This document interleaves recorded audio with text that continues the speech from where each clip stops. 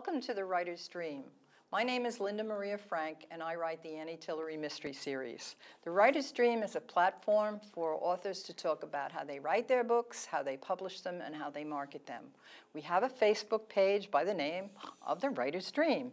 So if you have a question, we'd be very happy if you could put it on that Facebook page, and we'll try to answer it.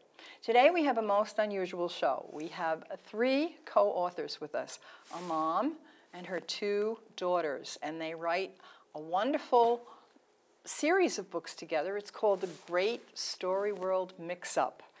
And so I will introduce Laura Hill, who is mom. And Laura is an author, a TV producer, an illustrator, a writer of documentaries, and the mother of these two wonderful girls, and has come up with this fabulous idea of writing cooperatively with her daughters. So tell us about the Great Story World Mix-Up, Laura, please. Well, thank you, Linda. It's great to be here today. It's great to have we're you. very excited to come on your show. The Great Story World Mix-Up is actually a really interesting story because I didn't think it up. They actually did, and I was writing another book, and they just wouldn't stop bugging me, and when children do that, you know they have something important to say. They wanted to write a book about two girls who went to a faraway land and ended up in a place where things were mixed up. So we brainstormed for about 3 months, and we came up with the idea of two girls breaking a globe of story world and mixing up all the stories ever created. Well, you can imagine the chaos. Now they have to fix them. So one of my daughters, Ava, writes the younger character, Jilly, and my older daughter, Kayla, writes the older character, Penelope. And that's how we came up with the idea. That's amazing. Yeah. So Kayla is in the 4th grade. And tell us about yourself, Kayla. Well, I like editing on the computer. Me and my friends, we make little funny videos and we add all these fun effects. So that's fun. I also love to dance and I play lacrosse. Do you like to read? Yes, I do. What do you read? I usually read like science fiction or horror books, usually. So you're like the science techie person, huh? Yeah, so am I. I used to teach science. Ava, tell us about yourself. I do dance. I couldn't tell by your dance. dress that you do dance. Yeah. I do dance and I do cheerleading. I like to draw and I like to write, and I like fashion. Stick your foot up so everybody can see your cheerleader shoes. All right. Saddle shoes. I remember those from my day. What's your favorite subject in school? I like music and art a lot. Music and art. Kayla, what do you like? I like art and I also like gym sometimes because I have some really fun people in my class and we all just have fun together. So what's it like all writing together? How do you go about this? Tell me the exact process, okay? So it's like you took a jigsaw puzzle that was all together and you took it and smashed it on the floor. And now where does it go from there?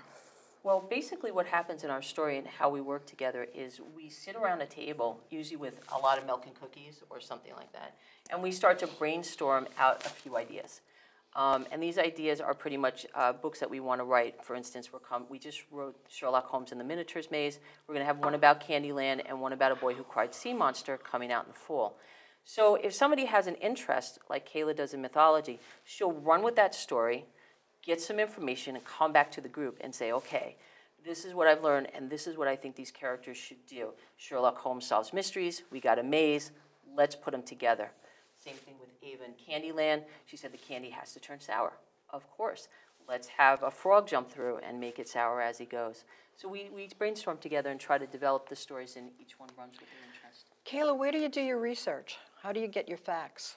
Well, what I usually do is sometimes I use the computer, but most of the time I usually go to the library, I get a book, or in our house we read a lot of stuff, so we have like 15 bookshelves. And so my mom, she has this huge book of mythology. So I usually read that a lot, so I know a lot about it. A lot about mythology. How about Sherlock Holmes? Where did you find your information about Sherlock Holmes?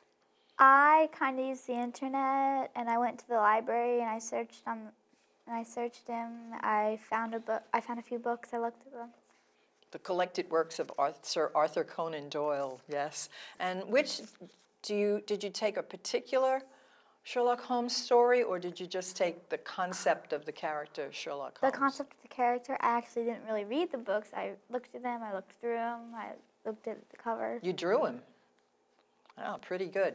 Actually, now, my mom drew them. But you're a particular character in the book, yes? And could you describe Penelope? yes. Can you describe Penelope to me, please? Well, unlike Jilly, she kind of likes the real world, and she's into science and things like that. She's a little bossy, and she always looks after her little sister. And how does she put the stories back together? What skills does she use to put the stories back together? She has logic, and she's also very brave, so she's a good problem solver.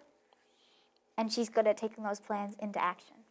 Now, straighten me out on this. Are both of you in all of the stories, or are you in some and she's in others? We're both in all of the stories. Oh, that's great. But some might be mostly Jilly and Penelope, or mostly Penelope and Jilly, but some might just be both of us. Tell me about Jilly. Jilly is your character. Jilly is a fairy tale expert, and she's kind of like me. She loves animals. She Likes to yeah. dance and sing. She's an artist. She's a dancer. She's a singer. She has brown eyes. She has a nice wide smile, and she's always holding something, and she has 2 ponytails. So that's Jilly and that's Penelope, and together you put the stories back together. Now, at the end of the book, is the story back together the way it was in the beginning, or did you put it back together in a different? What kind of happens is, with all the stories, at the end, they have the puzzle pieces, and they're the mixed-up stories that will fit together perfectly. So every time they solve a mystery and actually get the puzzle pieces back to normal, what happens is they just stick in a place, and when the series is pretty much over, it's gonna be an entire globe. So you have some puzzle pieces there. Can you show me how Yes. you do that? This is Penelope. How we do the puzzle pieces is what we do is we actually use the puzzle. Like me and Ava, we have this huge floor puzzle. So what we did was we take the pictures and we kind of put them on the puzzle pieces, and we just blow them up and put them on the cardboard. And we actually, when we put them in the picture, to actually get the picture onto the puzzle piece, we use a thing on our iPhones and the computer to get them. Perfect. Those computers, they're Yeah. pretty handy, edit aren't them. they, for all of this? So, Mom, tell me about the technical aspects of getting this all together. You sit around the table, and you do the research, and you come together with a story, and technically, how do you put it together? It can be challenging at times, but technically what we do is after we feel that we have a well-rounded story that's about 10 chapters long, we start to write them, and usually I'll do a quick write, I'll come back to the girls, we'll decide what stays and what goes, we'll write them again, and they'll start throwing me dialogue. Sometimes they make up new words like swawsome, which is awesome and sweet mixed together. Sometimes they'll just say Jilly wouldn't act that way. Her eyes would open wide. She'd be surprised. And they give me some clues as to what's going on. Sometimes it goes even further, and they come up with things like Hansel and Gretel rapping about who they are. Things I would absolutely have never thought of. So I do love that. And kind of as we go through, we start drawing out images. And it used to be me drawing the initial ink drawing and then watercoloring it, but now they do their own as well. So they research what they don't know. We get the drawings together, and we start putting the book together. And that's the technical end does become a little challenging. I bet. Actually putting it together and placing the puzzle pieces in the right spots to make the story intriguing for their market, which is young children. Sure, absolutely. Mom gets really frustrated trying to get the pictures in the right place on the book and making the covers right. Like the Minotaur book, the cover it was like so blue you couldn't see the pictures. You had to fix that like a million times. She tried so many times. She kept like fixing it. If we just came into the office, she'd deleting it. be She's like, no. Yes, Yeah. best to just walk away from the computer that at that moment. They're revealing all my secrets today, but I'm okay with it. That's all right. So if we had to weigh, if we had a scale and we had to weigh the fun factor of writing the book with the hard work factor, which do you think would win out? I'm thinking. What do you exactly mean by that? I think they're equal. Is it more fun than it is hard work, or is it more hard work than it is fun? I'd have to say it's about equal. I think it's really fun, but we also do a lot of hard work. But is the hard work part of the fun? Yes. See, yeah, that's what I was kind of getting at. Yeah, when you have a good story going, man, it's fun. It's absolutely fun. Would you like to read a little excerpt from one of these books with girls, or you? I'll read. Can would I you like to read read a little one? bit? I would. This is our, I'm going to give this to Ava. This is That's not her fair. favorite one. This is our first story that we ever wrote, and it kind of tells you what is going to happen. Just going to read an Penelope. excerpt, yes, So not the one or whole two thing. pages, okay. Okay, 1 and 2. Okay. Gotta get to the beginning. Okay. The secret door. Hi-ya, said Julie, spinning and striking the air. Shh, Penelope does. Okay. Shh, Penelope replied. She was looking for a book in the dimly lit library. Rain pattered on the windows. Take that, said Julie, just missing Penelope with a karate kick. Penelope sighed. Julie had just started first grade, and sometimes watching her was tough. Penelope turned from the bookshelf. From the bookshelf, Bowed and began a slow karate chop. Slow motion karate, said Penelope, moving her hand sideways through the air. Help! Cried Julie, giggling. She ran down a long hallway, waving her arms. Julie, where are you going? Penelope called after her sister in a loud whisper, but Julie didn't hear her, and she didn't stop. Penelope ran after her. Take that, said Julie, skidding around the corner to another long hallway. Penelope ran faster. She had never been in this part of the library before. Okay. Julie, Julie, She can't read the whole Penelope thing. called. Just stop her. That was good. What I like about the books is there's part story and then your puzzle piece comes up. That's the first piece. And being a mystery writer, I love clues. Yes. Okay. So would you like to read a little bit of is this the one you? I'd like the Legend of King Arthur. This one? No, the other This one. one. The Okay, companion pass book. that to her. And just on the read other side, maybe 3 pages. Okay. Okay. 2 or 3 Yeah, this is a pages. companion book to the King Arthur and the Wells of Camelot. So on one part it is the Legend of King Arthur. On the other side it's the Legend of the Werewolf. Oh, all right. So I'm not sure which side I should read. Or Which one do you like? Which one do you like? I like them both, so I'm not sure. Do the Arthur one. I guess, Make the decision, Ava. I guess I'll do the Arthur because that's what everyone says. I like that one.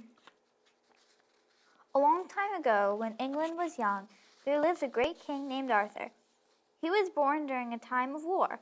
His father, King Uther, was busy leading knights to fight against Saxon armies that had invaded the island of Britain from the northern Germanic countries.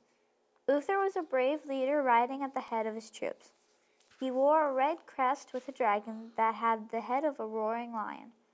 This was the symbol of the Pendragon, the ultimate fighter. And he had a golden sword that was so sharp that it could cut through anything, even stone. The wars grew worse until Uther was injured. Before he died, he begged his wife, Igraine, to give their young son to his most trusted advisor, Merlin, so the boy would grow up in a safe place. Igraine agreed. To ensure his son would one day take back his rightful place on the throne, Uther took his sword with his last dying breath and thrust it deep into a large boulder. He told his subjects that one day a boy would come who could pull the sword from the stone. when he did, that boy would be king. Okay, thank you. Now, what is it about your career that has helped you to really put this all together and market these books, publish and market? Well, that's a very good question. My career has spanned years of marketing as well as television production. And I think what happened to us was kind of unique, whereas when we wrote our first book, media and teachers immediately picked up on it, and they asked us to bring these books into schools, and they asked us to come and have stories written about them. So with that going on, we decided to start talking in schools. And once we started talking in schools, with the girls coming in and showing other children that they could get these creative ideas out of their head and into the world just like we did, I think it all clicks. So my background really was making it a possibility that these creative ideas didn't just stop at our house or in a book that we stapled together, but that they went out into the world. And I was able to draw on all the things I had learned, my background in Parsons at art, my marketing and advertising, as well as my television experience with the History Channel. Sure, and of course now with the internet, marketing is just a whole wide open field, isn't it? It certainly is. I know I put my books on ebook, in ebook format on Amazon and Barnes & Nobles for nothing. It didn't cost me a cent, and now I'm doing digital audio, which will appear on Amazon and Audible and iTunes for nothing. It's amazing what the internet will allow you to do now. You just have to get into that computer and have the patience to track things down. Well, this is just it, Linda. And, you know, with the kids now, they are so adept, having grown up with this technology, that I think it even goes further. For instance, they went to Book Expo America and they met publishers, and now they're doing reviews of books to come out for publishers electronically on YouTube, on their website. So it's exactly what you said. The opportunity to put something out without a large investment, without having to be a certain age or work in a certain place, is huge for them. And I think, you know, every child, including my own, should know that they can use these tools. Yeah, great success. Well, I think that's what they're learning. I was doing an author-illustrator day at a school in Southampton, and the superintendent of schools was running a staff development day and decided to come and have lunch with the authors. And he was telling us that they're going to have a program where every child will have a tablet. Not just in school, they'll have the tablet and they'll be able to take it home with them. I don't know whether they'll own it forever and it will have to stay with them through their school career, which I think is ridiculous because we know the technology will be completely different in a week. Right. But the fact that this is the way it's going to go, your textbooks are going to be on computer, this is a whole new world, and I think it's a wonderful opportunity. And also what I noticed in education, having been there for so long, was that because of the lack of funds, really, we're looking for our resources within, and we're looking at our students as resources, which I think is fabulous. I would agree. And, you know, I have to say, too, writing this as a parent, most people, that's what they ask me, how do you do this with your children? Writing this with my children is an answer to cooperative learning, and you're talking about the children as resources. They have a lot of great ideas, but they don't always get the opportunity to work with other people. So as a family now, to win together, to lose together, to write these books together, for them, it's almost an enrichment exercise as well, where they're able to bring that cooperative learning into play. And also they get to take this out into the world, and I think at their age to become so confident to be on a TV show and be interviewed, even though they're making faces at each other right now, is amazing. Well, they are still children, you know, and that's the funny thing about working. That's the best part of them. They'll come up and they'll say things that are amazing, and then the next minute they want an ice cream cone. You know, so it's fun to work with the children. I think as a grown-up, it kind of keeps you a little light about what you're doing and you know, frivolous. The best thing about children is that they're children. Yeah, exactly. So tell me about Ryder. Ryder is... This is my turn to talk. Ryder is...